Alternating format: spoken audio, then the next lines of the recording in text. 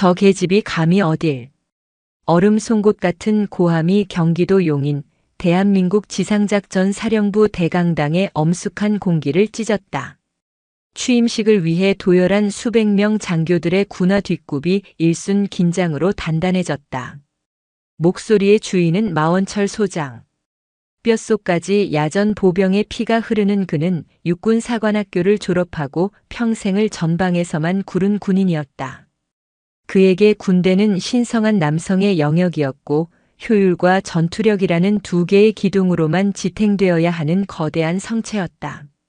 그 성체에 여군 할당제 같은 불순물이 끼어드는 것을 병적으로 혐오했다.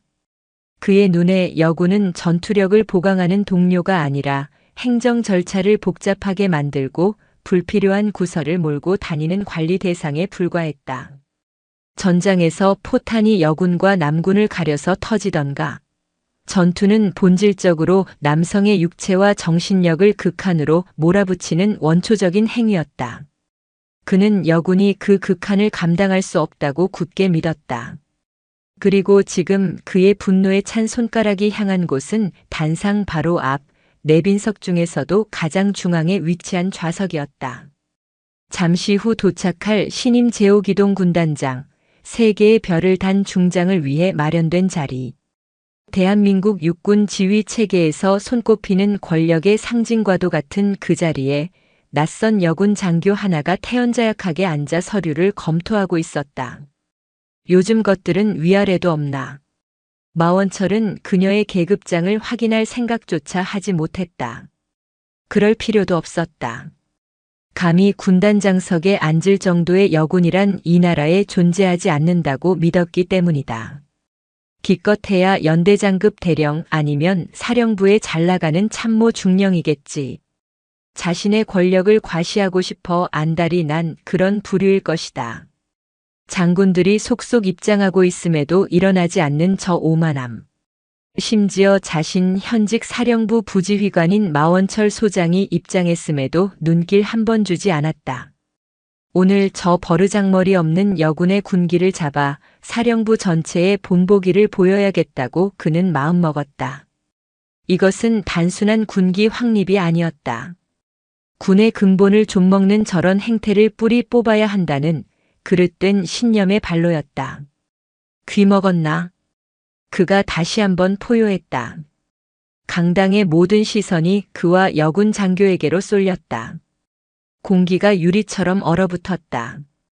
수백 명의 장교들이 숨을 죽였다. 당장 그 자리에서 일어나지 못해. 소속이 어디야? 그의 외침이 강당 전체에 울려 퍼졌다. 그는 단상 쪽으로 성큼성큼 걸어가며 손가락질을 멈추지 않았다. 여기가 내년 따위가 앉을 자리로 보여. 내년. 수백 명의 부하 장교들이 지켜보는 공식 석상에서 그것도 같은 군복을 입은 동료에게 결코 사용해서는 안 될 모욕적인 단어였다.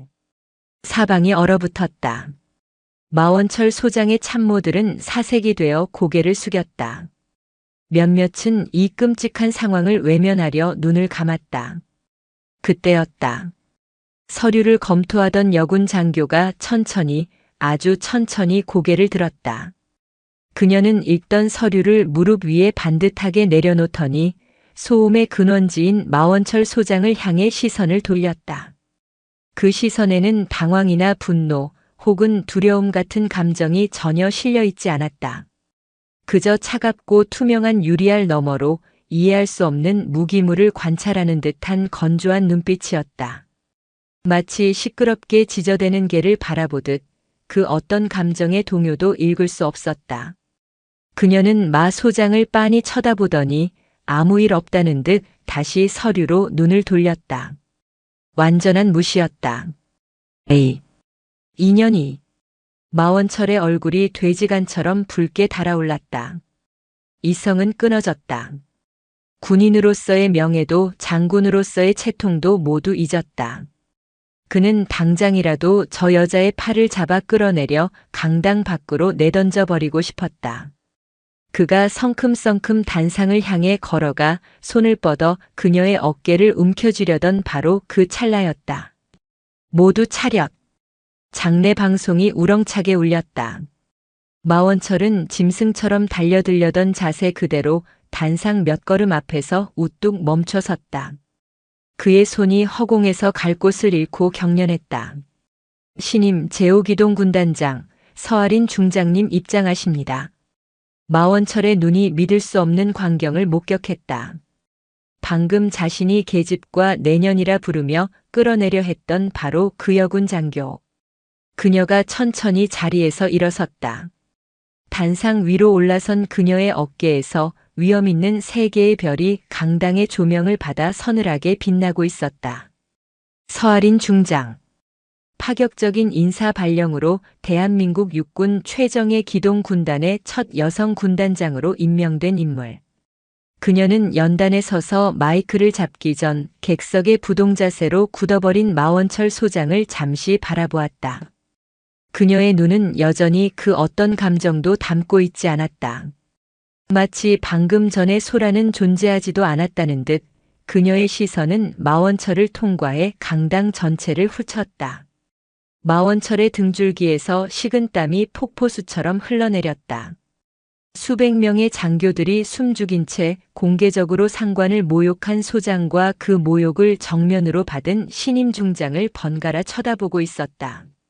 어떤 이는 고개를 숙여 이 상황을 피하려 했고 어떤 이는 경악을 금치 못했으며 또 어떤 이는 이 권력의 이동을 흥미롭게 지켜보고 있었다. 마원철은 직감했다. 자신의 30년 군 생활이 오늘 이 자리에서 가장 치욕스러운 방식으로 끝장났음을. 이 취임식은 지옥의 시간이었다. 서아린 중장의 취임사는 짧고 간결했지만 저는 이곳을 편견과 관료주의가 아닌 오직 능력과 효율로만 작동하는 강철의 전투 기계로 만들겠습니다라는 대목에서 그녀의 시선은 정확히 마원철을 꿰뚫었다. 그것은 경고가 아니라 이미 집행된 선고였다. 식이 끝나자마자 그는 도망치듯 강당을 빠져나왔다. 사령부 내 자신의 집무실에 틀어박혀 담배에 불을 붙였지만 손이 미세하게 떨려 불이 붙지 않았다. 중장. 여자가 중장이라고. 그는 설마 했다.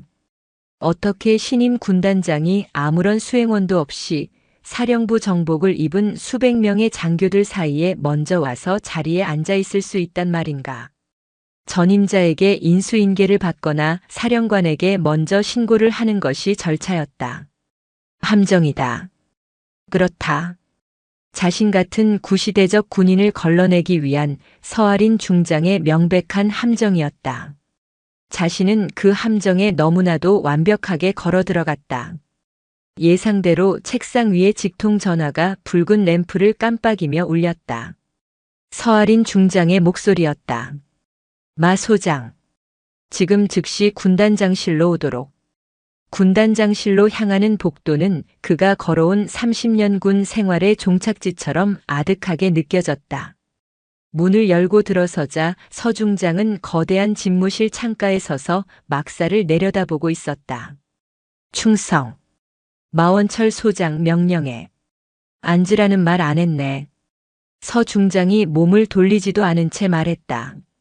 마원철은 입을 다문 채 그 자리에 뻣뻣하게 서 있어야 했다. 1분, 2분. 무거운 침묵이 그의 숨통을 조였다. 피가 마르는 시간이었다. 천천히 몸을 돌린 서 중장이 책상에 걸터 앉았다. 그녀의 손에는 그의 인사 파일이 들려 있었다. 마원철 소장. 자네는 내가 왜 그 자리에 먼저 앉아 있었다고 생각하나? 자네의 그 썩어 빠진 편견을 시험해 보기 위해서였네. 설마 했는데 자네는 내 예상보다 훨씬 더 완벽하게 움직여 주더군. 무슨 말씀이신지. 자네의 그 혀. 그 입 말이야. 그녀는 파일을 책상 위로 던졌다. 지난 3년간 자네가 공식, 비공식 석상에서 내뱉은 말들이다. 그녀는 파일의 한 페이지를 펼쳤다. 여군이 무슨 훈련이냐 행정이나 봐라. 28사단 참모 시절 발언. 회식 자리에 여군이 빠지면 분위기가 안 산다. 9사단 연대장 시절 발언. 여자는 밤샘 근무 세우지 마라. 생리적인 문제는 골치 아프다. 현 보직 부임 첫날 훈시. 마원철의 얼굴이 하얗게 질렸다. 단순한 실수가 아니었다. 자신의 과거 행적까지 모두 파악하고 있었다. 누군가 의도적으로 자신을 감찰하고 정보를 수집해왔다는 뜻이었다. 저는 군의 사기를 위해. 사기? 자네가 말하는 사기란 건 자네 아랫사람들이 자네 비위 맞추는 걸 말하는 건가? 서 중장은 자리에서 일어나 마 소장에게 한 걸음 다가왔다. 자네가 오늘 수백 명의 장교 앞에서 내뱉은 계집이라는 단어. 그건 나 서아린을 모욕한 게 아니야. 그녀는 마 소장의 어깨에 달린 별 2개를 노려보았다. 자네는 대한민국 육군 장교의 명예를 모욕했네. 그리고 이 별의 무게를 모욕했어. 서늘한 선고가 이어졌다. 자네는 지휘관 자격이 없네. 오늘부로 마원철 소장을 현 보직에서 해임하고. 마원철은 숨을 삼켰다. 제21보병사단 부사단장으로 명한다. 마원철의 눈이 절망으로 커졌다. 21사단. 강원도 양구. 대한민국에서 가장 험준한 산악지형을 관할하는 최전방 GOP 사단. 그것도 사단장이 아니라 그 휘하의 부사단장으로 가라는 것이었다. 소장이 소장의 부하로 들어가는 군 역사상 유례를 찾기 힘든 치욕적인 인사. 그것은 좌천을 넘어 마원철이라는 군인을 사회적으로 매장하겠다는 선고였다. 군단장님, 제발. 명예롭게 군 생활을 마칠 기회만이라도. 명령이다. 서아린 중장의 목소리는 강철처럼 차가웠다. 그녀는 창밖을 바라보며 마지막 말을 던졌다. 자네가 말하는 명예가 무엇인지 그 지옥 같은 양구의 산골짜기에서 한번 제대로 고민해 보도록. 그녀가 다시 마원철을 돌아보았다. 그 차가운 눈에 처음으로 희미한 비웃음에 가까운 감정이 스쳤다. 거기 경내 구호가 백두산이라지. 그 높은 산처럼 머리 좀 식히고 오도록. 이상. 마원철 소장은 경례도 마지막 인사도 하지 못한 채 비틀거리며 군단장실을 빠져나왔다. 백두산. 그 단어가 그의 뇌리에서 치욕의 낙인처럼 울려 퍼졌다. 모든 것은 속전속결로 진행되었다. 그는 낡은 군용 지프에 몸을 싣고 끝이 보이지 않는 북쪽 강원도 양구를 향해 달리기 시작했다. 경기도 용인의 지상작전 사령부를 떠난 군용 지프는 끝없이 북쪽을 향했다. 마원철은 입을 굳게 닫은 채 차창 밖으로 스쳐 지나가는 풍경을 죽은 눈으로 바라보았다. 화려했던 사령부의 위용은 온데간데 없고 회색빛 도시가 산으로 바뀌더니 그 산은 다시 더 높고 험준한 악산으로 변해갔다. 터널을 하나 지날 때마다 기온이 곤두박질 치는 것이 느껴졌다. 그의 머릿속은 지옥이었다. 서아린. 감히 여자의 몸으로 중장의 별을 달고 나타나 자신을 능멸한 그 여자. 그리고 자신의 30년 군 생활을 이토록 간단히 무너뜨린 그 냉혹한 한마디. 제21보병사단 부사단장. 그것은 명령이 아니었다. 사형 선고였다. 자신이 평생을 바쳐 쌓아 올린 모든 것이 모래성처럼 무너져 내렸다. 용인에서의 마지막 밤 그에게 아첨하며 충성을 맹세하던 참모들의 얼굴이 떠올랐다. 그들은 지금쯤 서아린 중장의 집무실 앞에서 새로운 주인을 기다리며 줄을 서고 있겠지.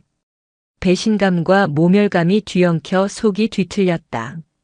소장님, 거의 다 도착했습니다. 몇 시간을 석상처럼 침묵하던 운전병이 조심스럽게 입을 열었다. 마원철은 대답하지 않았다. 지프는 굽이진 산길을 한참 더 올라 마침내 거대한 부대 표지석 앞에 멈춰 섰다. 백두산 부대. 제21보병사단 사령부. 강원도 양구. 대한민국에서 겨울이 가장 길고 가장 추운 곳. 그가 내려서자마자 살을 애는 듯한 칼바람이 군복을 파고들었다. 용인과는 공기의 질 자체가 달랐다. 숨을 들이쉴 때마다 폐부가 얼어붙는 듯 했다. 사단장 집무실로 안내되는 동안 마주치는 장교와 병사들이 그를 향해 우렁차게 경례를 붙였다. 백두산. 그들의 경례 구호는 낯설었고 그 낯설미 그의 처지를 더욱 비참하게 만들었다. 곧이어 사단장 오기준 소장이 집무실 문을 열고 나왔다. 마원철보다 육사 기수가 한참이나 아래인 불과 몇 해 전까지만 해도 그의 밑에서 연대장 노릇을 하던 까마득한 후배였다. 아이고 마 선배님. 어서 오십시오. 백두산. 오기준 소장은 깍듯하게 경례를 붙였지만 그의 눈빛에는 숨길 수 없는 동정과 약간의 경계심이 서려 있었다. 이 상황을 어떻게 대처해야 할지 모르는 기색이 역력했다. 백두산. 마원철은 간신히 경례를 받아넘겼다. 후배에게 선배님 소리를 들으며 그의 부하로 부임하는 이 순간 그는 차라리 죽고 싶었다. 먼 길 오시느라 고생 많으셨습니다. 일단 집무실로 안내해 드리겠습니다. GOP 라인에 계셔야 하니 사령부 본부가 아니라 대대 쪽으로 숙소를. 됐네. 안내나 하게. 마원철은 오 소장의 말을 끊었다. 더 이상의 동정이나 예우는 그를 더욱 비참하게 만들 뿐이었다. 오 소장은 난처한 표정을 지으며 부관에게 눈짓했다. 다시 지프에 오른 마원철은 사령부를 벗어나 더욱 깊은 산골짜기로 향했다. 민간인 통제선을 넘고 꼬불꼬불한 비포장 전술 도로를 1시간 가까이 더 달렸다. 차가 멈춘 곳은 전방을 지키는 어느 GOP 대대의 지휘 통제실 앞이었다. 부사단장님 집무실은 이쪽입니다. 안내를 따라간 곳은 대대 본부 건물 한쪽 구석에 딸린 낡은 방이었다. 과거에 창고나 간부 숙소로 쓰였을 법한 문짝부터 삐걱거리는 그런 곳이었다. 문을 열자 퀴퀴한 곰팡이 냄새가 코를 찔렀다. 방 안에는 페인트가 벗겨져 뻘겋게 녹슨 낡은 철제 관물대 하나, 매트리스가 꺼져 쇠 파이프가 만져지는 간이 침상 하나 그리고 작은 책상 하나가 전부였다. 창문은 낡은 목재 창틀이라 겨울바람이 그대로 스며들어와 방 안의 공기가 바깥만큼이나 차가웠다. 벽 한 구석의 라디에이터는 작동을 멈춘 지 오래인지 차갑게 식어 있었다. 이곳이 불과 이틀 전까지 용인 사령부에서 최고급 집기로 채워진 광활한 집무실을 사용하던 대한민국 육군 소장의 새로운 거처였다. 에이, 이게 다인가? 마원철의 목소리가 갈라져 나왔다. 부사단장님. 여기가 최전방이다 보니 환경이 열악합니다. 남방은 중앙통제라 이 시간이면. 안내하던 대대장 박중령이 쩔쩔매며 변명했다. 나가봐. 예. 당장. 나가보라고 했네. 마원철의 눈이 붉게 충혈되었다. 박중령은 겁에 질린 얼굴로 황급히 경례를 붙이고 방을 나갔다. 쾅. 문이 닫히자마자 마원철은 들고 있던 관물 가방을 바닥에 내동댕이 쳤다. 서아린. 이게 같은 년. 그의 절규는 차가운 시멘트 벽에 부딪혀 공허하게 울렸다. 그는 무너졌다. 침상에 걸터앉자 낡은 스프링이 비명을 질렀다. 그는 두 손에 얼굴을 묻었다. 30년을 오직 군인으로 살았다. 명예와 진급을 위해 모든 것을 바쳤다. 그렇게 쌓아 올린 탑이 고작 계집이라 불렀던 여자 하나의 손짓에 완전히 무너져 내렸다. 그는 이곳에서 썩어가게 될 것이다. 아무도 찾지 않는 이 깊은 산골짜기에서 후배의 부하 노릇을 하며 이 곰팡내 나는 방에서 동상에 걸려 죽어갈 것이다. 그날부터 마원철은 방 밖으로 나오지 않았다. 대대장이 아침 저녁으로 문안 인사를 왔지만 그는 문을 열어주지 않았다. 식사도 거부했다. 그는 가져온 양주병을 꺼내 차가운 방바닥에 주저앉아 술을 마셨다. 낮에는 잠을 자고 밤에는 술에 취해 서아린을 저주했다. 사령부의 후배들에게 전화를 걸어보았지만 대부분은 전화를 받지 않거나 혹은 곤란하다는 듯 짧은 통화 후에 끊어버렸다. 그는 완벽하게 버려졌다. 그렇게 일주일이 지났다. 절망과 분노 그리고 지독한 숙취 속에서 그는 자신이 군인이었는지조차 잊어가고 있었다. 이 낡은 방이 그의 무덤처럼 느껴졌다. 그러던 어느 날 새벽, 지독한 한기에 잠에서 깬 그는 창밖이 유난히 소란스러운 것을 느꼈다. 술기운이 채 가시지 않은 머리로 창문에 낀 성에를 닦아내자 칠흑 같은 어둠 속에서 병사들이 분주하게 움직이는 것이 보였다. 경계 근무 교대 시간이었다. 그는 문득 자신이 이곳에 온 지 일주일이 넘도록 자신이 부지휘관으로 부임한 이 부대의 병사들 얼굴 한 번 보지 못했다는 사실을 깨달았다. 젠장. 그는 욕설을 내뱉으며 몸을 일으켰다. 이가 저절로 딱딱 부딪힐 정도로 추웠다. 그는 방구석에 던져두었던 방안 외투를 걸치고 모자를 깊게 눌러쓴 채 방을 나섰다. 무엇을 하겠다는 생각도 없었다. 그저 이 지긋지긋한 곰팡 내에서 벗어나고 싶었을 뿐이다. 그가 건물 밖으로 나서자 영하 20도를 넘나드는 양구의 새벽 칼바람이 면도날처럼 그의 뺨을 스쳤다. 그리고 그는 보았다.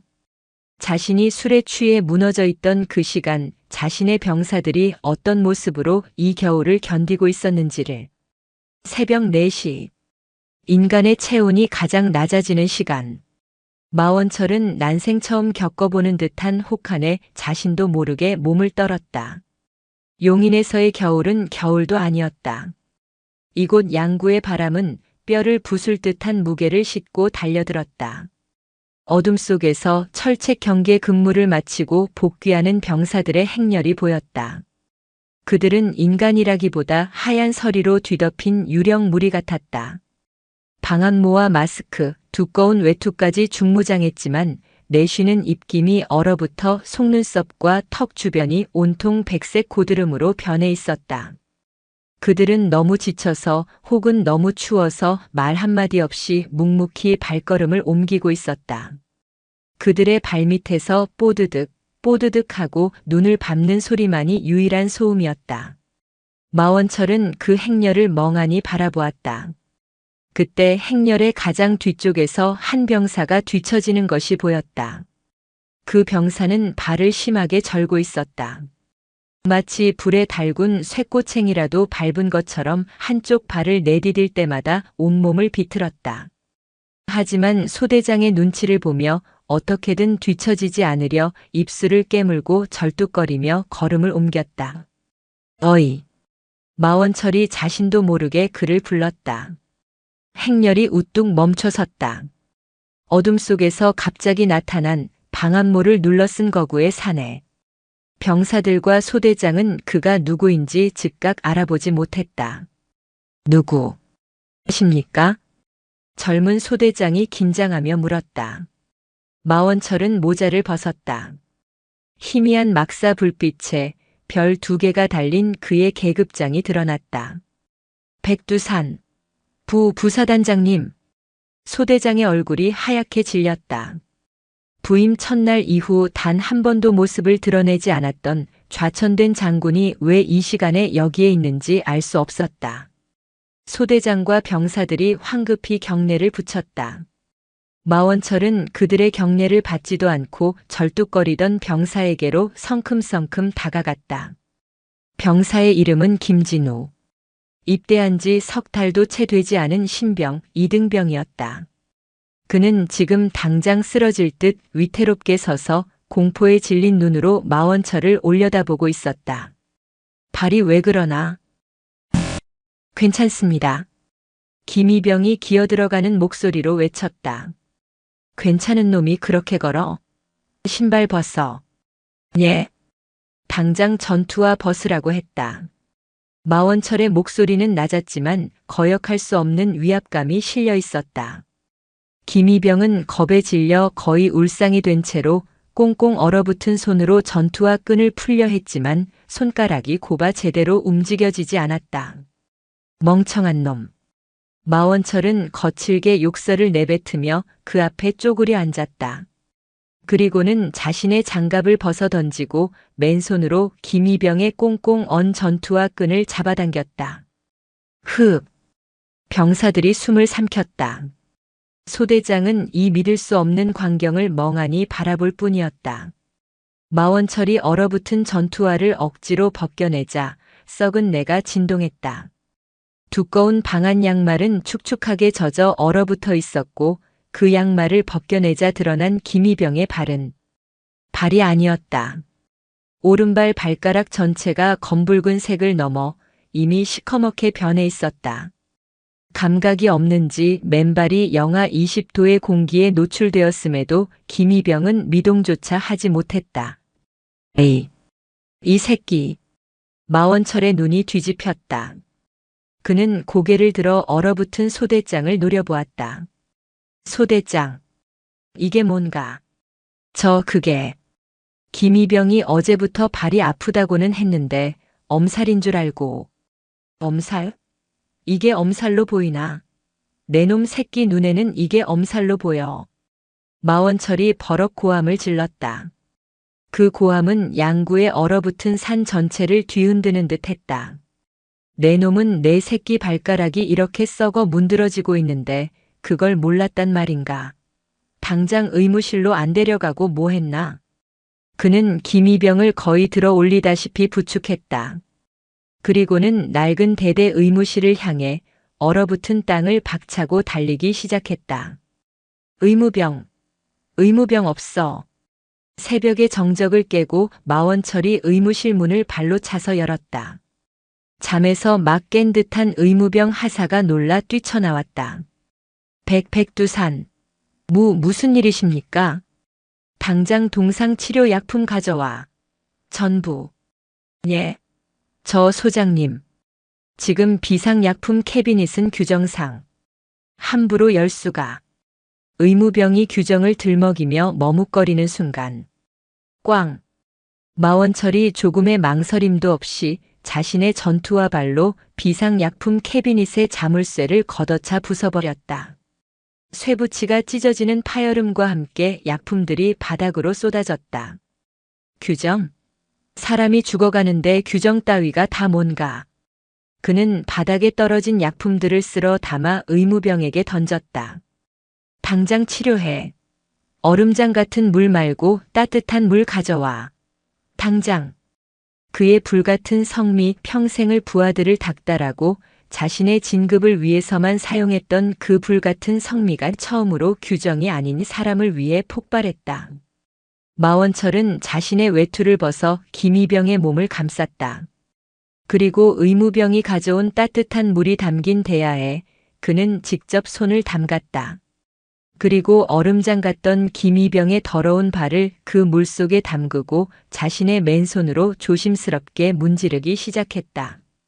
자신의 편견 때문에 나락으로 떨어졌다고 생각했다. 서아린에 대한 분노로 지난 일주일을 지옥 속에서 살았다. 하지만 이 순간 그는 깨달았다. 자신이 지금까지 지키려 했던 것은 별 계급장과 헛된 자존심 따위였다. 그러나 자신이 진짜 지켜야 할 것은 바로 이 혹한 속에서 이름도 제대로 몰랐던 이 어린 병사 발가락이 썩어 들어가면서도 엄살이라 오해받을까봐 고통을 참아내던 의 병사들이었다. 서아린이 자신을 이곳으로 보낸 이유. 지옥 같은 곳에서 명예가 무엇인지 고민해 보라던 그 말의 의미. 그것은 좌천이나 형벌이 아니었다. 이 얼어붙은 나락의 바닥에서 자신이 잊고 있었던 군인의 가장 첫 번째 본질을, 사람의 발을 씻기는 이 비천한 행위를 통해 다시 깨달으라는 마지막 기회였다. 마원철은 김이병의 발을 씻기며 조용히 눈을 감았다. 그는 더 이상 분노하지 않았다. 대신 그의 안에서 얼음보다 차갑게 식어있던 무언가가 뜨거운 불씨가 되어 다시 타오르기 시작했다. 새벽의 의무실은 전쟁터 같았다. 마원철은 얼음장 같던 김진우 이병의 발을 자신의 손으로 녹여가며 응급처치를 계속했다. 그의 단호하고 거침없는 지시에 겁에 질려있던 의무병도 어느새 정신을 차리고 일사불란하게 움직였다. 규정을 어기고 부순 약품함에서 꺼낸 약품들이 김이병의 발에 발렸다. 소장님. 이 정도면. 의무병이 떨리는 목소리로 말했다. 김이병의 발은 여전히 끔찍한 상태였지만 적어도 괴사를 향해 달려가던 질주는 멈춘 듯 보였다. 이걸로 안 돼. 당장 사단 의무대로 후송시켜. 아니, 의무대도 안 돼. 군단 병원으로 바로 띄워. 헬기 불러. 예. 소장님, 이 시간에 헬기는. 그리고 이등병 동상으로 헬기를 띄우는 것은. 옆에서 안절부절 못하던 대대장 박중령이 끼어들었다. 절차와 규정, 그리고 상급 부대의 눈치가 그의 말을 가로막았다. 마원철이 천천히 고개를 들었다. 그의 눈은 의무실의 차가운 형광등 불빛 아래 이글거리고 있었다. 박중령. 예, 소장님. 자네 새끼 발가락이 지금 썩어 들어가고 있어도 그따위로 절차를 따질 건가? 내 말이 말 같지 않나? 당장 헬기 부르라고 했다. 사단장에게는 내가 직접 보고하겠네. 아니, 보고가 아니라 통보하지. 내 부사단장 권한으로 모든 책임을 질 테니 자네는 당장 무전기 들고 헬기부터 띄워. 그의 목소리는 더 이상 좌천된 패배자의 공허한 외침이 아니었다. 그것은 자신의 병사를 지키기 위해 모든 것을 걸기로 결심한 지휘관의 강철 같은 명령이었다. 박중령은 마원철의 기세에 압도되어 황급히 통제실로 달려갔다. 마원철은 자신의 방한 외투를 벗어 응급처치가 끝난 김이병의 몸을 다시 한번 꼼꼼하게 감쌌다. 김이병은 고통과 추위, 그리고 이 믿을 수 없는 상황에 대한 혼란으로 덜덜 떨며 울고 있었다. 울지 마라. 마원철이 퉁명스럽게 말했다. 그의 손은 여전히 거칠었지만 그 손길은 투박하게나마 온기를 담고 있었다. 내 놈 잘못이 아니다. 이따위 찢어진 방안화나 신겨서 이 추위에 내보낸 내 잘못이고 이 부대 전체의 잘못이다. 그는 바닥에 벗어 던져진 앞코가 찢어져 너덜너덜해진 김이병의 방안화를 집어들었다. 그것은 방안화라기보다 얼어붙은 헝겊 조각에 불과했다. 새벽의 어둠을 뚫고 요란한 프로펠러 소리와 함께 헬기가 도착했다. 마원철은 들것에 실리는 김이병을 끝까지 지켜보았다. 헬기가 어둠 속으로 사라지고 나서야 그는 찢어진 방안화를 손에 쥔 채 자신의 낡은 숙소로 돌아왔다. 그는 곰팡내 나는 방에 들어섰지만 더 이상 술병을 찾지 않았다. 대신 그는 차가운 물에 세수를 했다. 거울에 비친 자신의 모습은 지난 일주일간의 절망으로 수염이 덥수룩하고 눈은 퀭했다. 그는 면도날을 꺼내 깔끔하게 면도를 했다. 그리고 각이 잡힌 깨끗한 전투복으로 갈아입었다. 날이 밝자마자 마원철은 운전병도 대동하지 않고 직접 낡은 지프를 몰았다. 그의 목적지는 사단 사령부의 군수참모실이었다. 사단 군수참모인 강중령은 자신의 사무실에 불쑥 나타난 부사단장을 보고 놀라 자리에서 벌떡 일어났다. 부임 이후 한 번도 사령부의 얼굴을 비추지 않았던 그였다. 백두산. 소장님, 어쩐 일이십니까?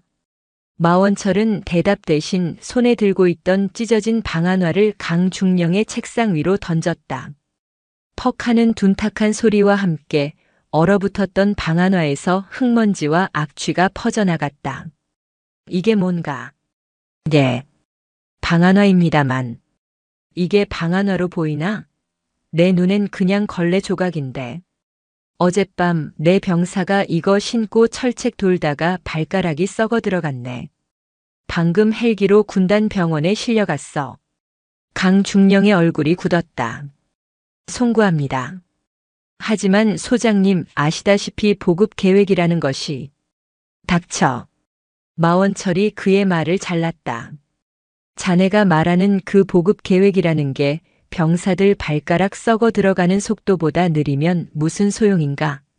당장 비축 창고 열어. 전방 초소에 근무 서는 병사들 수만큼 신품 방안화 전부 꺼내오게. 소장님, 그건 불가능합니다. 비축 물자는 전시 상황이나 사단장님 승인 없이는. 그럼 지금이 전시 상황이 아니면 뭔가? 내 새끼들이 동상으로 쓰러져 나가는데 이게 전쟁이 아니면 뭔가? 마원철이 책상을 주먹으로 내리쳤다. 내가 오늘 6시까지, 아니 해 떨어지기 전까지 신품 방한화 100켤레가 당장 도착하지 않으면 내가 직접 자네 사무실로 다시 오겠네. 그때는 이 방한화가 아니라 자네 목을 들고 창고로 갈 줄 알게. 그의 살기 어린 눈빛에 강중령은 숨을 삼켰다. 그리고 당장 전방 초소들 전부 점검해. 낡은 라디에이터인지 뭔지 하는 거 전부 치우고 최신형 온열기로 전부 교체해. 예산이 없나? 예산은 내가 만들 테니 자네는 물건부터 구해. 소장님, 예산은 내 판공비, 내 월급 전부 쏟아붓겠네. 그래도 모자라면 내 퇴직금이라도 당겨 쓸 테니 자네는 실행이나 해. 마원철은 그대로 뒤돌아 사무실을 나갔다. 그의 행동은 그야말로 규정과 절차를 무시한 독단이었다.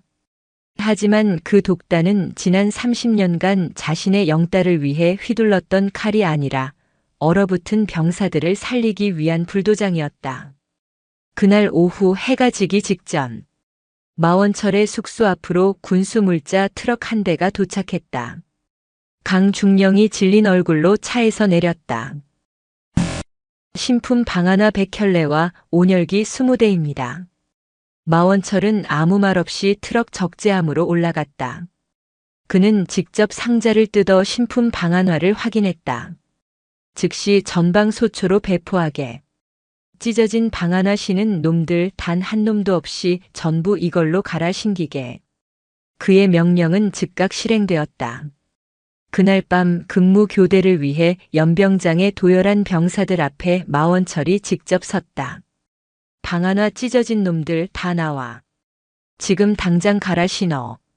병사들은 어리둥절했지만 곧 찢어진 전투화를 벗고 따뜻한 신품 방한화를 신었다. 그들의 얼굴에 놀라움과 감동이 스쳤다. 마원철은 거기서 그치지 않았다. 그는 운전병과 당번병을 숙소로 돌려보냈다. 그리고 그는 직접 방탄모를 쓰고 야간 순찰을 돌며 병사들과 함께 철책을 걸었다. 그는 취 사장의 불시에 들이닥쳤다. 이게 내 새끼들 입에 들어가는 밥인가? 이따위 쓰레기를 먹이지 마라. 그는 자신의 사비를 털어 매일 아침 병사들에게 따뜻한 두유를 배급시켰고 주말에는 삼겹살을 배식시켰다. 내 놈들은 내 새끼들이다. 내 새끼들 굶고 얼고 아프게 하는 놈들은 내가 계급장 떼고 가만 안 둔다.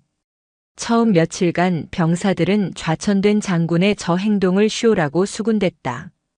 저러다 말겠지 했다. 하지만 마원철의 행동은 멈추지 않았다. 그는 자신의 곰팡내 나는 방에서 잠을 자는 시간보다 병사들과 함께 초소에서 밤을 새우고 철책을 걷는 시간이 더 많았다. 병사들의 눈빛이 달라지기 시작했다. 그들의 입에서 그들만이 아는 암호 같은 별명이 탄생했다. 별단 아버지, 별아버지. 진심은 가장 차갑게 얼어붙은 이 최전방의 땅에서 비로소 통하기 시작했다. 마원철의 파격적인 행보는 얼어붙은 양구의 산골짜기를 뒤흔들었지만 그 진동은 사단 사령부를 불쾌하게 울렸다. 제21사단 사단장 오기준 소장은 불쾌감을 넘어 분노를 느끼고 있었다. 그는 마원철보다 한참 후배였고 그를 선배님이라 부르며 깍듯하게 대우하려 애썼다. 하지만 그것은 어디까지나 조용히 지내다가 알아서 전역해 주기를 바라는 마음에서 나온 계산된 예우였다. 그런데 마원철이 사고를 치기 시작했다. 사단장님, 마 부사단장님께서 또 군수참모실 비축 물자를 강제로 개방하셨습니다. 뭐? 이번엔 또 뭐야? 혹한기 대비 훈련용 비상식량인데 그걸 취사장에 풀어서 야간 근무자들 특식으로 제공하라고. 오기준 소장은 들고 있던 펜을 집어 던졌다. 이 양반이 정말 미쳤나? 거기가 자기 개인 왕국인 줄 알아? 당장 부사단장 오라고 해. 얼마 후 마원철이 사단장실에 들어섰다. 이전의 패잔병 모습은 온데간데 없고 흙먼지 묻은 전투복 차림이었지만 그 기세는 당당했다. 백두산. 앉으시죠, 선배님. 오기준은 애써 분노를 누르며 말했다. 선배님, 지금 하시는 일들이 얼마나 큰 절차적 문제를 일으키고 있는지 아십니까? 비축물자 무단 개방, 판공비의 사적 유용, 지휘 개통을 무시한 직접 명령. 이건 명백한 월권입니다. 마원철은 팔짱을 낀 채 묵묵히 오 소장의 말을 들었다. 병사들 위하는 마음 저도 압니다. 하지만 군대는 시스템으로 움직이는 곳입니다. 선배님의 그런 독단적인 행동 하나하나가 이 사단 전체의 지휘 체계를 무너뜨리고 있습니다. 오기준의 목소리가 높아졌다. 그는 마원철의 행동을 병사들을 위한 충정이 아니라 자신을 무시하고 사단장 권한을 침해하는 하극상으로 받아들이고 있었다. 사단장. 마원철이 입을 열었다. 자네가 말하는 그 시스템, 그 절차라는 게 얼어붙은 내 병사들 발가락 하나보다 중요한가? 말씀이 지나치십니다. 그 병사 하나 때문에 사단 전체의 보급 규정을. 하나가 아니야. 마원철이 버럭 소리쳤다. 내가 지난 일주일간 철책을 돌면서 확인한 것만 수십 명이다. 찢어진 방안화, 구멍난 내복, 얼음장 같은 초소에서 덜덜 떨고 있는 게 수십 명이라고. 그런데 자네는 그 따뜻한 사단장실에서 서류상의 보급 완료 도장만 보고 있었겠지. 그게 자네가 말하는 시스템인가? 선배님, 내 새끼들이 얼어 죽어가는데 서류 쪼가리 따위가 무슨 소용인가? 나는 내가 할 일을 계속하겠네. 지휘 체계가 무너지는 게 두려운가? 아니면 자네 자리가 위태로워지는 게 두려운가? 오기준의 얼굴이 붉게 달아올랐다. 좋습니다. 선배님의 뜻이 정녕 그러시다면 저도 제 직책에 맞는 조치를 취할 수밖에 없습니다. 선배님의 모든 규정 위반 사항을 정리해서 상급부대, 즉 제5기동 군단장님께 정식으로 보고 올리겠습니다. 감찰을 요청할 겁니다. 서아린 중장. 그 이름이 나오자 마원철의 눈이 순간 흔들렸다. 오기준은 그 순간을 놓치지 않았다. 역시 저 여자에게 약점이 잡혀 있군. 오기준은 마원철이 서아린에 의해 이곳으로 쫓겨났다는 사실을 알고 있었다. 그에게 서아린은 가장 두려운 존재일 터였다. 감찰이든 뭐든 필요한 조치를 하게. 마원철은 자리에서 일어났다. 나는 내일 새벽에도 철책에 나갈 걸세.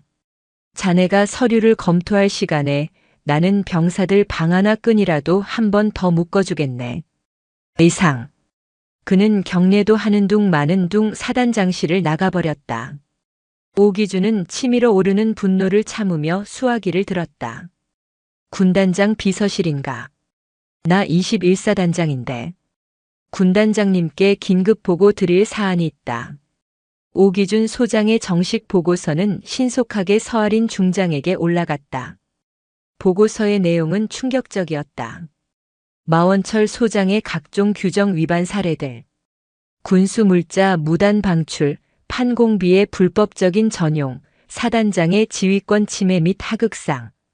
마지막에는 마원철 소장이 좌천된 것에 대한 불만으로 병사들을 선동하여 부대 내 위계 질서를 심각하게 교란하고 있음. 즉각적인 인사 조치파면 혹은 강제 전역 요망. 이라는 의견까지 첨부되었다. 보고서를 읽어내려가는 서아린 중장의 얼굴은 얼음장처럼 차가웠다. 그녀는 아무 말 없이 창밖을 바라보았다. 며칠 뒤 제21사단 전체에 긴급 명령이 하달되었다. 군단장 연초 불시 순시. 이틀 뒤 첫 번째 방문 부대 제21사단. 오기준 소장은 회심의 미소를 지었다. 그는 즉시 전 부대에 비상을 걸었다. 군단장님 오신다. 모든 보고 자료 완벽하게 준비해. 특히 마원철 부사단장이 사고 친 내역들 빠짐없이 정리해. 브리핑 자료에 붉은색으로 강조해. 그는 서아린 중장이 마원철을 얼마나 혐오하는지 잘 알고 있었다. 이번 순시는 마원철을 완벽하게 끝장낼 기회였다. 그는 완벽한 브리핑 자료를 준비하는 한편 마원철이 설치한 사제 온열기들을 병사들 눈에 띄지 않는 창고로 치우라고 지시했다. 그리고 보급 창고에서 최신 물품들을 꺼내 순시 동선에 맞춰 전시하듯 배치했다. 마원철은 이 소동 속에서도 평소와 다름없었다. 그는 치워진 온열기를 다시 꺼내 초소에 설치했다. 쉬워하지 마라. 군단장님은 서류 보러 오시는 게 아니라 진짜를 보러 오시는 거다. 오기준은 그런 마원철을 비웃었다. 선배님, 아직도 상황 파악이 안 되십니까? 선배님은 끝났습니다. 드디어 순시 당일. 차가운 양구의 하늘을 가르고 서아린 중장이 탑승한 헬기가 사단 사령부 연병장에 내렸다. 오기준 사단장이 화사하게 웃으며 달려나가 헬기 문이 열리자마자 가장 우렁찬 목소리로 경례를 붙였다. 백두산, 사단장 소장 오기준, 군단장님의 방문을 진심으로 환영합니다. 서아린 중장이 헬기에서 내렸다. 그녀의 얼굴은 여전히 그 어떤 감정도 담고 있지 않았다. 사단장, 이쪽으로.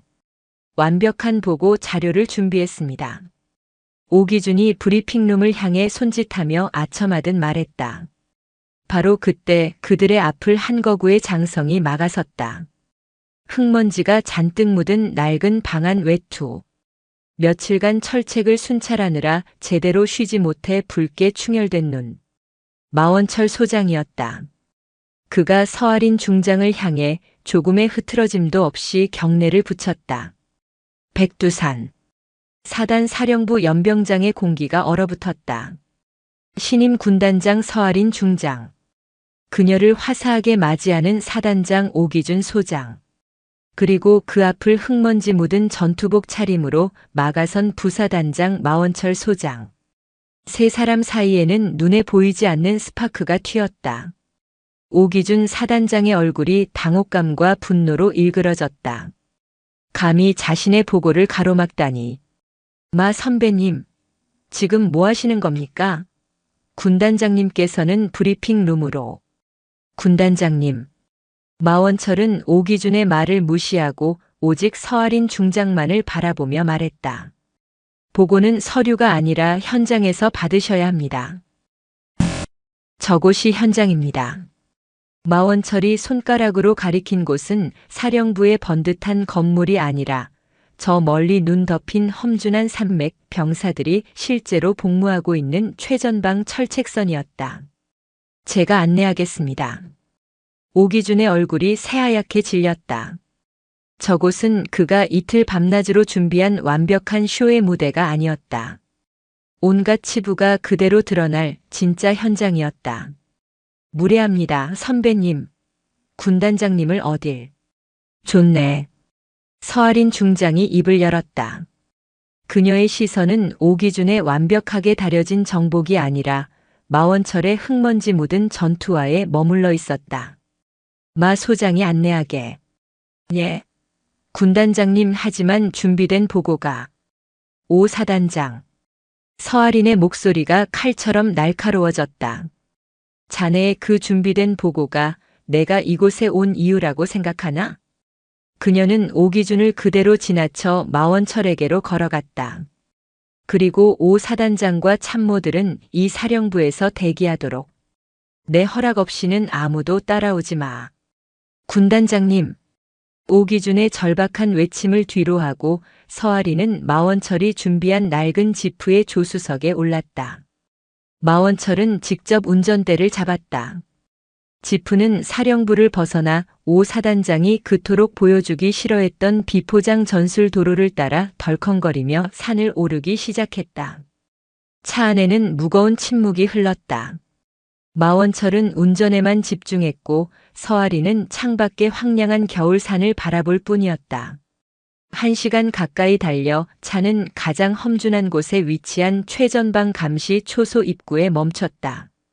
여기입니다. 두 사람이 차에서 내리자 경계 근무를 마치고 복귀하던 한 무리의 병사들과 마주쳤다. 병사들은 갑자기 나타난 중장과 소장에 기겁하며 경례를 붙였다. 백두산. 서아리는 그들의 경례를 받으며 한 병사를 지목했다. 자네, 이리 와보게. 그 병사는 잔뜩 얼어 있었지만 다른 병사들과 달리 얼굴에 생기가 돌았다. 그의 발에는 깨끗한 신품 방한화가 신겨 있었다. 자네, 군 생활할 만한가? 예, 그렇습니다. 자네 부사단장은 어떤 사람이지? 서아린이 마원철을 힐끗 쳐다보며 물었다. 병사는 망설였다. 상관 앞에서 상관을 평가하라는 질문. 하지만 병사의 눈에는 두려움이 아닌 다른 무언가가 있었다. 그는 마원철을 한번 바라보고 다시 서아린 중장에게 시선을 고정하고는 또렷하게 말했다. 솔직히 집에 가고 싶은 건 매일 똑같습니다. 그런가? 하지만 여기 계신 저희 부사단장님 같은 분이 지켜주신다면 전역하고도 이 부대 방향으로는 매일 큰절 올릴 수 있습니다. 제 아버지가 둘입니다. 저를 낳아주신 아버지 그리고 저기 서 계신 저희 별아버지이십니다. 초소 앞 차가운 바람 속에서 침묵이 흘렀다. 서아린 중장은 병사를 물러가게 한 뒤 마원철과 단둘이 남았다. 그녀는 초소 안으로 걸어 들어갔다. 그곳에는 마원철이 사비로 설치한 최신형 온열기가 훈훈한 공기를 내뿜고 있었다. 그리고 그 옆에는 마원철이 직접 작성한 야간 근무자 행동 수칙과 동상 예방 요령이 붙어 있었다. 오 사단장의 보고서에 의하면 서아린이 입을 열었다. 자네는 좌천된 것에 불만을 품고 규정을 어기고 사비를 써가며 병사들을 선동하고 있다고 하더군. 부대 시스템을 전부 망가뜨리고 있다고. 마원철은 아무 대답도 하지 않았다. 그런데 내 눈에 보이는 건 망가진 시스템이 아니라 살아있는 병사들이군. 그녀는 초소 밖으로 나와 눈 덮인 북쪽의 산하를 바라보았다. 내가 자네를 이곳으로 보낸 이유를 기억하나, 마 소장? 기억합니다. 명예가 무엇인지 고민해 보라고 했습니다. 그래. 자네는 그 답을 찾았나? 마원철은 천천히 돌아서서 서아린 중장을 향해 섰다. 그의 얼굴은 혹한의 바람에 거칠게 텄지만 그의 눈은 그 어느 때보다 맑고 단단했다. 그것은 더 이상 승진의 눈먼 야심가의 눈이 아니었고 절망에 빠진 패배자의 눈도 아니었다. 그것은 자신이 지켜야 할 것이 무엇인지 깨달은 진정한 군인의 눈이었다. 마원철은 서아린 중장을 향해 자신의 군 생활을 통틀어 가장 진심이 담긴 가장 완벽한 경례를 올렸다. 백두산. 그것은 자신을 나락으로 떨어뜨렸지만 동시에 가장 고통스러운 곳에서 스스로 깨닫게 하여 더 큰 군인으로 다시 태어나게 해준 진정한 리더에 대한 존경의 표시였다. 서아린 중장은 말없이 그의 경례를 받았다. 그녀의 얼음장 같던 눈에 비로소 아주 희미한 따뜻한 미소가 어렸다. 충성. 그녀는 백두산이 아닌 육군의 기본 경례로 답했다. 그것은 이곳에서의 시험이 끝났음을 알리는 신호였다. 진정한 군인이 된 것을 축하하네, 마장군. 서아린 중장이 충성이라는 단어로 답례한 그 순간 양구에 얼어붙은 초소 앞 공기는 기묘하게 변했다. 그것은 마원철에게 내려졌던 시험의 종료를 알리는 신호이자 새로운 심판의 시작을 알리는 서곡이었다. 서 중장은 더 이상 아무 말 없이 낡은 지프에 다시 올랐다. 마원철도 묵묵히 운전석에 앉아 차를 돌렸다. 사단 사령부로 돌아오는 1시간 남짓한 시간 동안 두 사람은 단 한마디도 나누지 않았다. 하지만 차 안의 공기는 더 이상 용인에서 양구로 향하던 그 지프의 절망적인 침묵과는 달랐다. 그것은 폭풍이 휩쓸고 간 뒤 모든 것이 명확해진 자리에 내려앉는 무겁고도 고요한 평화에 가까웠다. 사단 사령부 본청 앞. 지프가 멈춰 서자 건물 입구에서 안절부절 못하며 기다리고 있던 오기준 사단장과 참모들이 달려나왔다. 오 사단장은 브리핑 자료가 담긴 두꺼운 파일철을 든 채 서아린 중장의 표정을 살폈다. 하지만 서 중장의 얼굴에서는 아무것도 읽을 수 없었다. 군단장님, 오해십니다. 마 소장이 보여드린 것은 전부 규정을 위반한. 오기준이 다급하게 변명을 시작하려던 찰나 서아린이 손을 들어 그의 말을 막았다. 오 사단장. 그녀의 목소리는 양구의 겨울바람보다 차가웠다. 사단장실로. 그녀는 오기준을 스쳐 지나 곧장 사단장실로 향했다. 오기준은 겁에 질린 얼굴로 황급히 그녀의 뒤를 따랐다. 서아린은 사단장실에 들어서자마자 오기준의 자리가 아닌 방문객용 소파에 앉았다. 그리고 오기준에게는 그의 책상, 그의 자리에 앉으라고 눈짓했다. 그것은 아직까지는 내가 이곳의 지휘관이라는 무언의 압박이었다. 마 소장은 밖에서 대기하게. 마원철은 말없이 문을 닫고 밖으로 나왔다. 문이 닫히자 사단장실 안에서는 아무 소리도 새어나오지 않았다. 마원철은 복도에 뻣뻣하게 선 채 차가운 벽에 등을 기댔다. 그는 승리감을 느끼지 못했다. 오히려 깊은 피로감이 몰려왔다. 사단장실 안. 오기준은 자신의 의자에 앉아 있었지만 그것은 가시방석이었다. 군단장님, 제가 준비한 보고를. 됐다. 서아린이 오기준이 내미는 파일을 밀어냈다. 대신 자네가 나에게 올렸던 그 보고서를 다시 한번 볼까? 그녀는 자신의 가방에서 오기준이 마원철을 고발하기 위해 작성했던 그 기밀 보고서를 꺼내 책상 위로 던졌다. 마원철 소장 좌천에 대한 불만으로 병사 선동 및 부대와해 시도. 지휘 체계 교란 및 하극상. 즉각 파면 조치 요망. 이게 자네가 나에게 올린 공식 보고인가? 그것은 사실에 입각한. 사실? 서아린이 코웃음을 쳤다. 내가 오늘 본 사실은 이것과는 전혀 다르던데. 내가 본 것은 찢어진 방 하나 대신 신품을 신고 있는 병사였고 얼음장이던 초소에서 훈기를 쬐고 있는 병사였네. 그리고 그들이 자네가 아닌 자네가 파면하라던 그 부사단장을 별아버지라 부르며 따르는 모습이었지. 그것은 마 소장이 규정을 어기고 사비를 써가며 병사들을 매수한. 매수? 서아린의 눈이 번뜩였다. 오 사단장. 자네는 아직도 문제의 본질을 모르는군. 자네는 부하의 발이 썩어 들어가는 것을 규정 뒤에 숨어 외면했네. 마 소장은 그 규정을 깨부수고 부하의 발을 구했지. 누가 진짜 지휘관인가? 저는 군대의 시스템을 지키려. 시스템을 지킨 게 아니라 자네의 안위를 지켰겠지. 서아린이 자리에서 일어났다. 자네는 자네 부대의 문제를 해결할 생각은 않고 그 문제를 덮기 위해 부하 장교를 모함했네. 나에게 거짓 보고를 올렸고 내 눈을 속이기 위해 가짜 브리핑이나 준비했어. 자네야말로 이 사단의 지휘 체계를 무너뜨린 장본인이야. 오기준의 얼굴이 잿빛으로 변했다.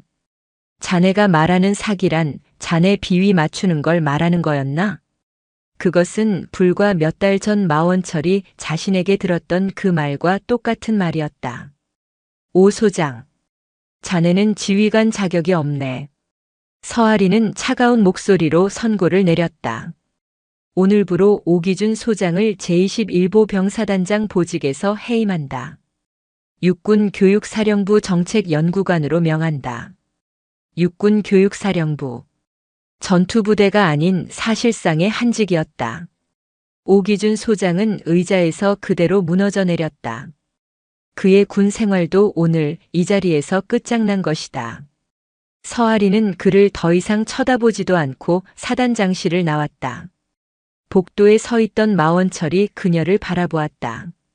마 소장. 예, 군단장님. 오 사단장은 오늘부로 보직 해임됐네. 후임 사단장이 부임할 때까지 자네가 이 사단의 지휘를 맡도록 하게. 자네가 옳다는 것을 증명했네. 하지만 서아리는 마원철의 어깨를 스쳐 지나가며 나지막이 말했다. 자네가 부순 것은 규정뿐만이 아닐세. 오 사단장의 보고와는 별개로 자네의 규정 위반에 대한 육군 본부의 정식 감찰이 시작될 걸세. 그건 나도 막을 수 없어. 그것까지 이겨내는 것이 자네의 마지막 시험이 될 걸세. 그럼 수고하게. 서아린 중장이 탄 헬기는 소리 높여 양구의 하늘을 떠났다. 마원철은 폭풍이 휩쓸고 간 사단 사령부 본청 앞에 홀로 섰다. 그는 사단장 직무대리가 되었다. 하지만 동시에 육군 본부 감찰 대상자라는 더 무거운 족쇄를 차게 되었다. 오기준 소장이 짐을 싸서 떠난 뒤 제21사단은 혼란에 빠졌다. 사단장이 불명예스럽게 쫓겨나고 좌천되었던 부사단장이 지휘를 대행하게 되자 사령부의 장교들은 누구에게 줄을 서야 할지 몰라 술렁였다. 마원철은 그들을 모아놓고 단 한마디만 했다. 줄 설 생각하지 마라. 나는 너희들 책상에 앉아 서류나 뒤집을 생각이 없다. 내 사무실은 저기 철책선 위다. 나를 따르려거든 방 하나 끈 단단히 메고 거기로 올라오도록. 이상. 그는 사단장실을 사용하지 않고 여전히 곰팡내 나는 자신의 낡은 숙소에 머물렀다. 그는 매일같이 철책을 돌며 오 사단장이 숨겨놓았던 온열기들을 다시 설치하고 보급 시스템을 현장 중심으로 뜯어고치기 시작했다. 그가 사단 전체를 상대로 씨름하던 일주일 뒤 예고했던 대로 육군 본부 감찰실 장교들이 닥쳤다. 감찰팀장은 한성진 대령. 피도 눈물도 없기로 유명한 규정과 원칙의 화신 같은 사내였다. 그는 마원철의 육사 후배였지만 그에게는 선배도 후배도 없었다. 오직 규정 위반자만 있을 뿐이었다. 소장님.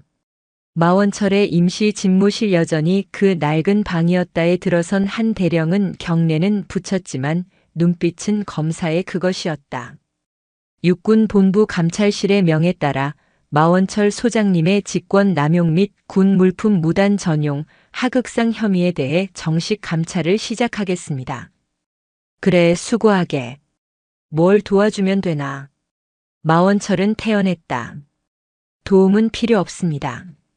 소장님께서는 이 방에서 대기해 주십시오. 저희가 부를 때까지 그 어떤 지휘 활동도 하실 수 없습니다. 사실상의 직무 정지였다. 한성진 대령은 곧바로 관련자들을 소환했다. 첫 번째는 군수참모 강중령이었다. 강중령. 마 소장이 당신을 협박해 비축 물자를 강탈했나? 강중령은 침을 삼켰다. 협박이라기보다는 강력한 요청이었습니다. 방 하나 100켤레와 온열기 20대. 규정상 절대 불출될 수 없는 물자였지. 그런데도 내줬어. 왜? 그날 마 소장님께서 찢어진 방 하나를 들고 오셨습니다. 병사의 발이 썩어 들어가고 있다고 했습니다. 그 눈빛을 차마 거절할 수 없었습니다. 그래서 규정을 어겼나? 자네 군 생활 걸고. 예, 그렇습니다. 한 대령은 어이없다는 듯 혀를 찼다. 다음은 대대장 박중령이었다. 박중령. 마 소장이 자네의 지휘권을 무시하고 헬기 출동을 강요했나? 강요라기보다는 긴급 상황이었습니다. 김이병의 상태가. 긴급 상황 판단은 대대장인 자네가 하는 거야. 부사단장이 월권한 게 맞지 않나? 결과적으로는 맞는 말씀입니다. 하지만 그 덕분에 김이병은 발가락을 지킬 수 있었습니다. 나는 결과를 묻는 게 아니야. 절차를 묻는 거지. 한 대령이 책상을 내리쳤다. 그는 마원철이 자신의 지위를 이용해 부하들을 협박하고 매수하여 왕국을 건설했다고 확신했다. 그는 이 사건을 GOP 부대 내 사조직 결성 및 지휘 체계 문란 사건으로 규정했다. 그는 가장 결정적인 증거를 잡기 위해 피해자들을 소환했다. 마원철이 치료해준 김진우 2병 이제 1병이 되었다이 첫 번째였다. 한 대령은 부드러운 목소리로 물었다. 김일병. 편하게 말하게. 여기는 자네를 도와주러 온 곳이야. 마 소장이 많이 무서웠나? 예. 그날 새벽 의무실에서 소장이 욕설을 하고 자물쇠를 부쉈다고 들었네. 자네에게도 위협을 가했나? 김진우 일병은 감찰관의 의도를 이해할 수 없다는 듯 고개를 갸웃했다. 무섭지 않았습니다. 뭐라고?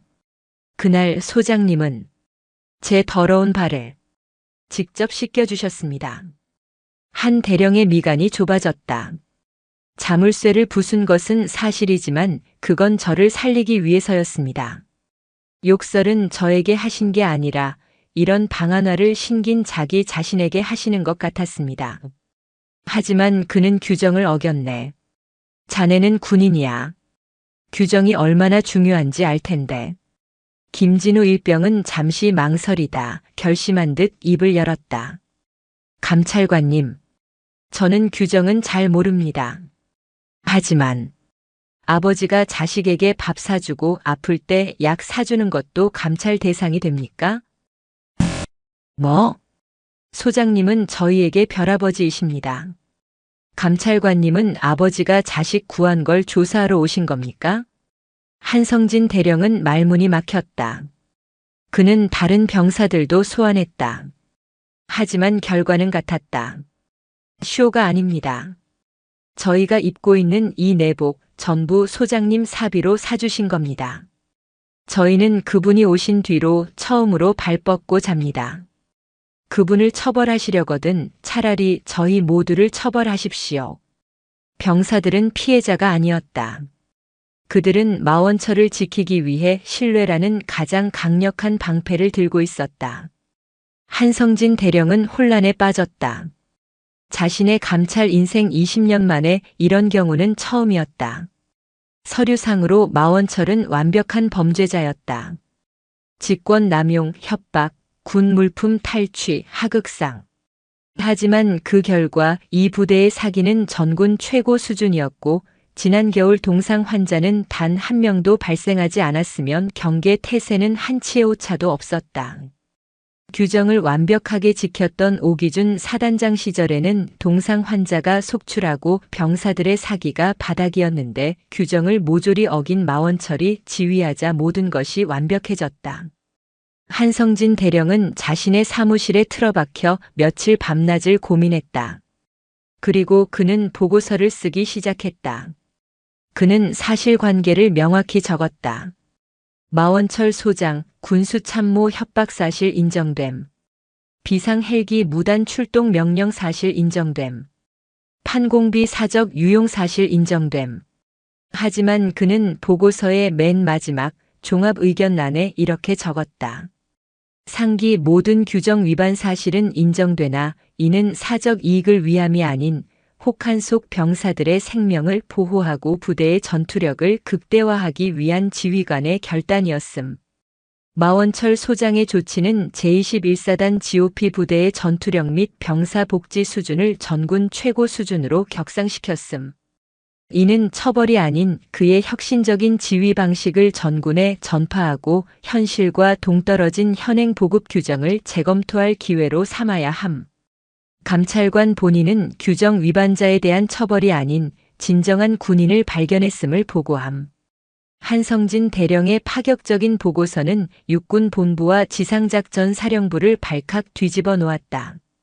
규정을 지키는 것이 목숨과도 같은 감찰실에서 규정 위반자를 옹호하고 오히려 시스템을 비판하는 보고서를 올린 것은 전례가 없는 일이었다. 보고서는 곧바로 서아린 중장에게도 전달되었다. 그녀는 한 대령의 종합 의견 부분을 몇 번이고 다시 읽었다. 그녀의 입가에 마침내 제6장의 그 희미한 미소가 아닌 환한 미소가 피어올랐다. 그녀는 즉시 수화기를 들었다. 마 소장인가? 아니, 마 장군. 내일 아침까지 용인 지작사 사령부로 오도록. 알겠습니다. 마원철은 묵묵히 전화를 끊었다. 올 것이 왔다고 생각했다. 감찰 결과에 따른 최종 처분일 것이다. 그는 담담하게 자신의 짐을 꾸렸다. 몇 달 전 절망 속에 이곳에 왔을 때와는 비교도 안 될 만큼 단출한 짐이었다. 다음 날 아침 그는 다시 용인의 지상작전 사령부 앞에 섰다. 몇 달 전 그가 계집이라며 모욕을 퍼붓던 바로 그 건물이었다. 하지만 건물은 그대로였으되 그는 완전히 다른 사람이 되어 있었다. 그는 서아린 중장의 집무실로 향했다. 그녀는 이제 군단장이 아니라 지상작전 사령부의 부사령 관중장으로 영전해 있었다. 그녀의 집무실은 마원철이 쫓겨났던 바로 그 방보다 더 크고 위험 있었다. 백두산. 마원철이 경례를 붙였다. 그는 아직 제21사단 소속이었다. 서아리는 웃으며 그의 경례를 받았다. 이제 그 경례는 안 해도 되겠군, 마 장군. 자네의 양구 실험은 끝났네. 아주 성공적으로. 그녀는 자리에서 일어나 그에게 차를 한 잔 권했다. 한성진 대령의 보고서 읽어보았나? 아니, 못 봤습니다. 그 깐깐한 친구가 자네를 진정한 군인이라고 칭찬했더군. 육군 본부가 발칵 뒤집혔어. 과찬입니다. 저는 그저 제 새끼들 발가락이 썩는 걸 볼 수 없었을 뿐입니다. 그래. 서아리는 창밖을 바라보았다. 그 마음이면 됐네. 마 장군, 자네의 처분을 결정했네. 마원철은 말없이 그녀의 다음 말을 기다렸다. 자네를 육군 군수사령관 직무대리로 임명할 것을 육군 본부에 상신했네. 그리고 방금 재가가 떨어졌어. 마원철의 눈이 커졌다. 육군 군수사령부. 대전에 위치한 대한민국 육군 50만 대군의 모든 물자와 보급, 급양을 총괄하는 곳. 그곳의 수장은 중장 보직이었다. 군수사령관. 말입니까? 부사령관님, 저는 보병입니다. 평생 총만 쐈습니다. 게다가 저는 군수 규정을 모조리 어긴. 바로 그거야. 서아린이 그의 말을 끊었다. 나는 자네가 군수 전문가라서 보내는 게 아닐세. 우리는 규정 뒤에 숨어서 숫자 노름이나 하는 전문가는 이미 차고 넘치네. 나는 규정보다 병사의 발가락을 더 소중히 여기는 지휘관이 필요해. 그녀가 마원철에게 다가왔다. 자네는 양구의 그 찢어진 방안화 하나를 해결하기 위해 모든 걸 걸었지. 나는 자네가 이제 대한민국 육군 50만 대군의 찢어진 방안화를 해결하길 바라네. 그게 자네에게 주는 내 마지막 명령일세. 가서 자네가 양구에서 했던 그 혁명을 군수사령부 전체를 상대로 다시 한번 일으키게. 이번에는 자네 사비가 아니라 국가 예산으로 말이야. 마원초은 심장이 뜨거워지는 것을 느꼈다. 그가 양구로 떠나기 전 마지막으로 제21사단 숙소에 들렀을 때였다. 그가 떠난다는 소식을 들은 병사들이 자발적으로 도열해 그를 기다리고 있었다. 그가 헬기로 이송시켰던 김진우 일병이 이제는 완쾌되어 건강한 모습으로 달려나왔다. 별아버지, 가시는 겁니까? 그래. 몸 건강히 전역해라. 이거 받아주십시오. 김일병이 밤새 몰래 꿰맨 듯한 투박하지만 따뜻해 보이는 방한 장갑 한 켤레를 내밀었다. 이거 신고 어디 가시든 발 시리지 마십시오. 마원철은 그 장갑을 받아들고 차마 고개를 들지 못했다. 그는 대전으로 향하는 차 안에서 손에 쥔 그 투박한 털장갑을 바라보았다. 이것은 단순한 장갑이 아니었다. 자신이 지켜야 할 것의 무게였다. 그의 새로운 전쟁은 이제 막 시작되고 있었다. 대전의 육군 군수사령부 본청은 그가 떠나온 양구의 곰팡내 나는 숙소와는 완벽한 대척점에 있는 공간이었다. 거대하고 차가웠으며 모든 것이 완벽한 서류와 정교한 규정으로만 존재하는 듯한 무기질의 성체였다. 복도를 오가는 장교들의 군복은 흙먼지 하나 없이 완벽하게 다려져 있었고 그들의 눈은 철책선의 병사가 아닌 책상 위의 결제판만을 향해 있는 듯했다. 마원철은 사령관 직무대리로 부임한 첫날 자신의 거대한 집무실에 들어섰다. 전임 사령관의 취향이 반영된 듯한 값비싼 집기들 사이에서 그는 자신의 관물 가방을 열었다. 그리고 그 안에서 양구의 김진우 일병이 밤새 꿰매 만들어준 투박한 털장갑 한 켤레를 꺼내 책상 위에 올려놓았다. 이 무기질의 성체에서 그가 잃지 말아야 할 단 하나의 좌표였다. 그가 주재한 첫 번째 지휘관 회의는 그가 예상했던 그대로였다. 수십 명의 군수병과 장성들과 영관급 장교들이 완벽하게 준비된 보고 자료를 들고 그의 입만 바라보고 있었다. 그들의 눈에는 새로운 지휘관에 대한 기대감이 아니라 보병 출신 좌천 장군이 뭘 알겠어라는 은근한 무시와 얼마나 버티다 가나 보자는 관료주의적 관성이 깃들어 있었다. 첫 번째 참모가 일어나 유창하게 현황 보고를 시작하려던 찰나 마원철이 손을 들어 그를 막았다. 됐다. 회의실에 정적이 흘렀다. 나는 당신들의 그 완벽한 보고서를 받으러 온 게 아닐세. 마원철은 자리에서 일어나 책상 위에 올려두었던 그 낡은 털장갑을 집어들었다. 나는 이것 때문에 왔네. 그는 회의실 가장 앞자리에 앉아있던 군수참모 부장 소장에게 털장갑을 던졌다. 장갑은 포물선을 그리며 그의 깨끗한 책상 위로 떨어졌다. 이게 뭔지 아나? 내가 있던 부대 병사가 찢어진 방한화를 신고 발가락이 썩어 들어가던 그 손으로 밤새 꿰매 만든 장갑일세. 자네들은 그 시간에 이 따뜻한 회의실에서 보급 규정집이나 뒤적이고 있었겠지. 그의 목소리는 낮았지만 회의실의 모든 장교를 얼어붙게 만들었다. 내가 오늘부로 이 군수사령부에 내리는 첫 번째 명령이다. 그는 회의실 전체를 천천히 둘러보았다. 전군 50만 대군의 모든 피복 및 보급 만족도를 실시간으로 확인할 수 있는 시스템을 구축한다. 사령관인 나에게 일선 병사의 목소리가 직접 전달되도록 만들란 말이다. 중간 보고 다 필요 없어. 우리 병사가 지금 당장 춥다, 배고프다, 신발이 찢어졌다는 그 한마디가 자네들의 그 두꺼운 보고서 천장보다 나에게는 더 중요해. 하지만 직무대리님, 그건 지휘 계통을. 한 장교가 용기를 내어 반박하려 하자 마원철이 그를 노려보았다. 지휘 계통? 병사가 얼어 죽는데 그놈의 지휘 계통 타령하다가 보고서 올라오는 데만 일주일이 걸려. 그게 군대인가? 그건 그냥 관료 집단이지. 나는 오늘부로 이 군수사령부를 관료 집단이 아닌 병사를 살리는 전투 집단으로 뜯어고칠 걸세. 나는 당신들에게 완벽한 서류를 요구하는 게 아니야. 찢어진 전투화를 해결할 방법을 가져오란 말이다.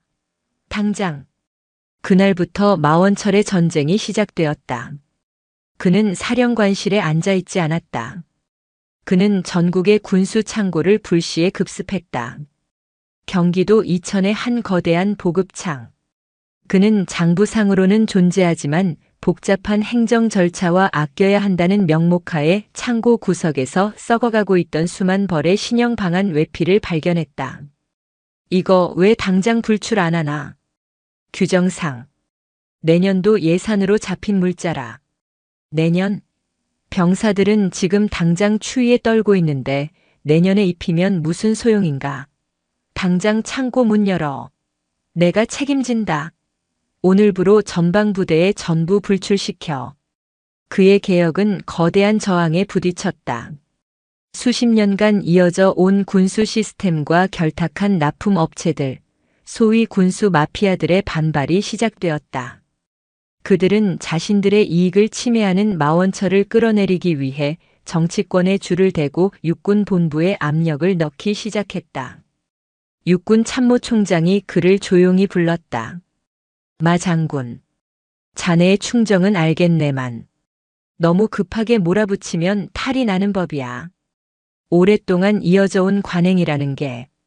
총장님. 마원철은 물러서지 않았다.